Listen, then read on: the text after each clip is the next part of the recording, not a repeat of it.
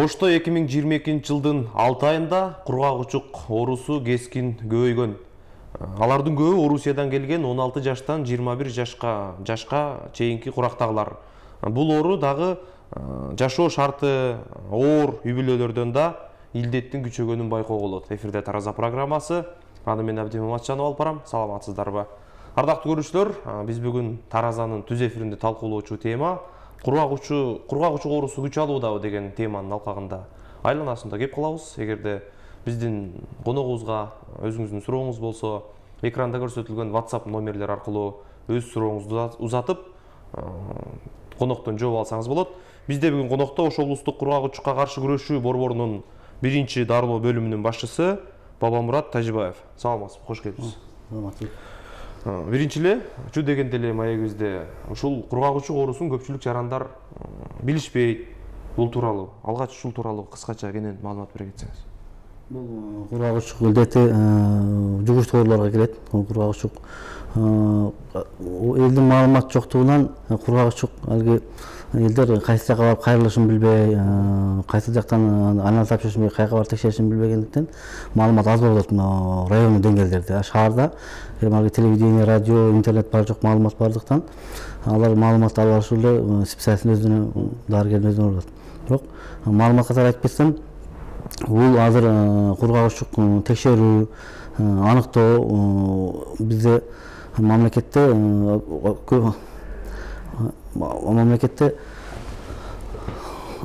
бат табуу методикалары чыкты, лабораториялар бизде оңолду, рентгендер дагы заман талабына жараша цифровой рентгендер коюлган, аз поликлиникаларга райондук деңгээлдерде дагы. Анан бизде какырыкты бат аныктоо аппаратыбыз бар, ген эксперт деп коет. Ал 2 саатта кургак учук таякчасын аныктап, организмде туберкулоздун таякчасы бар жок экенин аныктап берет да. Мындай жалпак тилде айтканда, жугуштуу, жугушсуз экенин аныктап, анан бир дарыга туруктуу, туруксуз эмесин аныктап берет да. Бул 97-98% организмде туберкулоздун палычка бар жок экенин аныктап бере турган жакшы методика. Мына тез табуунун ыкмалары да. Бул амбулаториялык шартта үй-бүлөлүк дарыгерлер тобунун эмесинде район деңгээлдеринде аппараттар коюлган азыркы күндө. Ноокатта бар, өзгөндө бар. Азыр Ош шаарда бар, биздин кургак учук ооруканасында дагы бар. 2 саатта кургак учук таякчасын аныктап берет. Мисалы биздин карапайым элдин канына сиңип калган же маалымат жетишсиздигинен, балким медицина өнүкпөгөн өлкө заманда кургак учук айыкпайт деген түшүнүк бар элдечи. Мисалы бул оору айыгабы негизи? Ушул нерсени айта кетиңиз. Бул башта анда кичине акыйкатчылыгы бар. Илгери бизде лабораториянын жетишпегендиктен бир 10-15 жыл мурда дарыларга туруктуу, туруксуз эмес экенин биз аныктаган эмеспиз. Кургак учукту биз общий эле дарылай бергенбиз. Кургак учуктун бирдей дарыларын бере бергенбиз. Азыркы деңгээлде андай эмес. Оорулуу дары ичпей туруп, кургак учуктун дарылоо эң аз ыкмасы 6 ай болгондуктан дары ичпей туруп биз биринчи диагноздарын аныктайбыз. Кургак учуктун аныктап алгандан кийин дарыларга туруктуу, туруксуз эмес экенин аныктайбыз. Андан кийин уже оорулууга дары берип баштайбыз. Дарылоо ыкмасында бир жумада чыга турган анализдерибиз бар. Бир жумада 2 дарыны аныктап берет. Хайм тест деген аппаратыбыз бар. Анан ошол андан кийинки 1 айда дагы аныктайт, 4 дарыны аныктайт. Ошол кургак учукту кайсы дарыларга туруктуу, туруксуз эмес экенин. Кургак учуктун азыр дарылоо ыкмалары көп түрдө болуп калды. Ошол кайсы дарыларга туруктуу болсо, биз кургак учуктун дарылоо ыкмасын өзгөртөбүз. Туруктуу формасы 6 айдан 8 айга чейин дарыланат. Кургак учуктун дарыларга баш бербей турган түрлөрүн 18 айдан 24 айга чейин дарылап атабыз азыр. Азыркы күндө кургак учуктун маалымат катары кайсы дагы биринчи оорулар баары Ош областына келип атат. Ушул кургак учук текшерүү бекер, кайерге барганда кайрылышын билбей эле проблема болот да. Баардык ооруларга жашаган жерде кургак учукка текшерүү, рентген түшүү, кеңеш алуу баары бекер. Дарылоо бекер. Дарылоо дүйнө жүзү боюнча бекер. Кыргызстандын баардык поликлиникаларында, үй-бүлөлүк дарылоо топторунда фаптарда уже дарылар жеткирилип берилген, уже запас дарылар бизде бар. Биз азыр 2 жыл 3 жылдык прогнозду кылабыз да, ошого биз 1 жылдык 2 жыл запас кармайбыз оорулар. Жугуштуу оору болгондуктан туруктуу формасына дагы, туруксуз формасына дагы биз даарылар запас кармайбыз. Ооруларга эч кандай көйгөй жаратпайт. Көйгөй жаралганы оорулар туура эмес кайрылып алышат да. Туура эмес кайрылып алат да, анан кийин бул жака келгенден кийин биз больница, например, Ош областык кургакчу больница рентген текшерүү, какырык алуу бесплатно только жаткан ооруларга гана, стационарда жаткан ооруларга гана каралган да. Анан амбулатордук шарттагы ооруларга амбулатордук үй-бүлөк дарылар тобунда каралган. Ошону биздикилер түшүнбөйт дагы, кээде туура эмес маалымат алып алышат да. А бизде кеңеш алуу, кеңеш амбулаторный диагностика бөлүмүбүз бар. Ал жерге келип, каалаган кеңешин алып, түшүнбөгөн суроолорун алып кетсе болот бизденчи.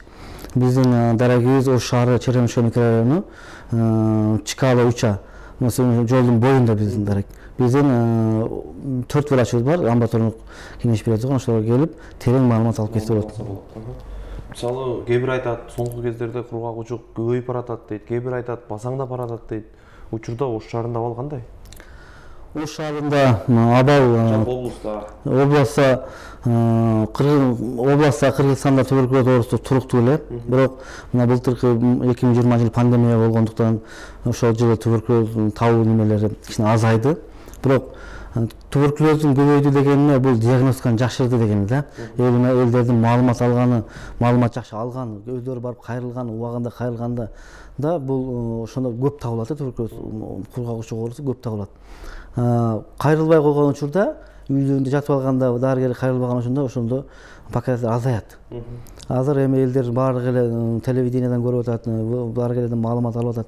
Ошол жанагы мен жана айтып кетпедимби, бат табуу методикасына кайрылган үчүн анан мына частный рентгендер дагы жакшы цифровой мындай ар бир шаардын көп жерлеринде, райондун деңгээлдерде дагы рентгендер көп болгондуктан уже диагностика бат табылып атат, так табылып атат да. Азыр мурункудай болуп диагноз дартасы коюлбай калган оорулар жок азыр. Мисалы, жылдан жылга көрсөткүч өсүп барат дейбиз. Карапайым адамдардын арасынан кургак учук көп табылууда дейбиз. Буга эмне себеп болууда? Жарандардын арасында маалыматтын жетишсиздиги эмеспи? Биринчиден, мен азыр жетишсиз дегенге деле да болбойт, бирок андай мурун башта социальный болезнь деп айткан. Жакырлар оорусу. Азыркы деңгээлде бул аба аркылуу жуккандыктан азыр жашоо шарт бир кыйла жакшырбады. Ошондуктан бул кургак учук 80% өпкөн жабыркандыктан оору жөтөлгөндө, түшүргөндө жанындагы ооруларга мисалы кичи автобустарда, ашканаларга барганда, мындай базарларга барганда скучный жерлерден бири-бирине контакт боло берет. Анан бир учурда эле ооруп кала бербейт алар. Качан иммунитети төмөндөгөндө, кошумча оорулары болгондо гана ошондо бир туберкулез палаткада оору козгошу мүмкүн. Көбүнчө мына сахарный диабет деген оору бар. Ошол ооруларда көп кездешет туберкулез.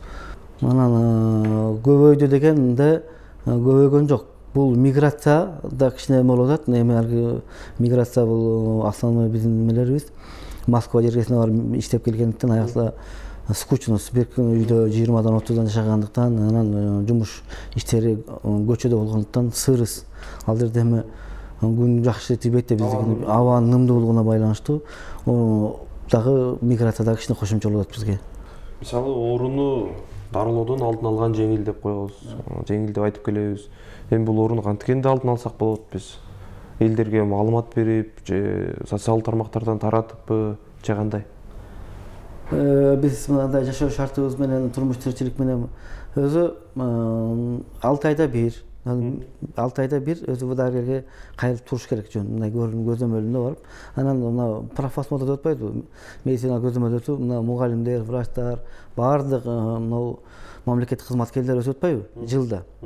Ошондой кылып эле профилактика катары өтүп турса болот да. Жашаган жеринде айтып атпайбы?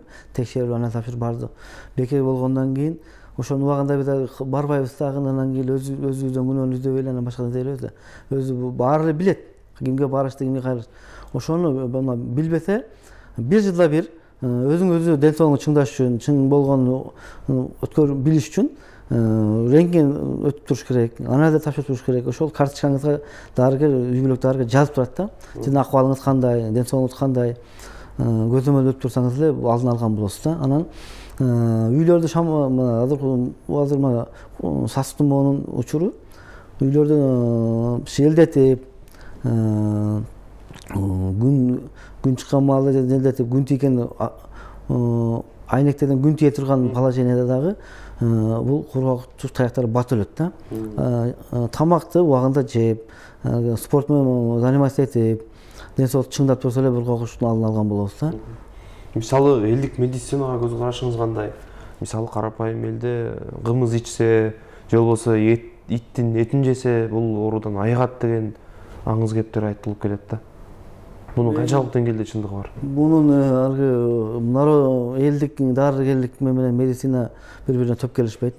Неге дегенде бул медицинанын практикасы да көп, анан тактыгы дагы мындай жалган маалымат эмес да. Бул тактап, анализдеп, көрүп, анан тактагандан кийин болот да. Анан бул элдик дарыгерлерде да кээде жанакы 101% медведка деп атпайбы?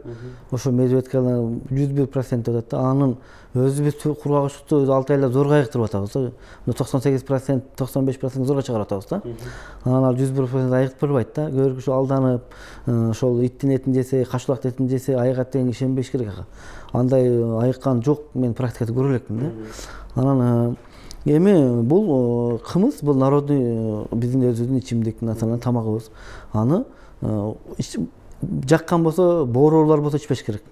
Бул боор ооруларда, анан ашкарган ооруларда, сахарный диабетте кымыз оорусу, давлениясы бар адамдарга кымыз көп жага бербейт да.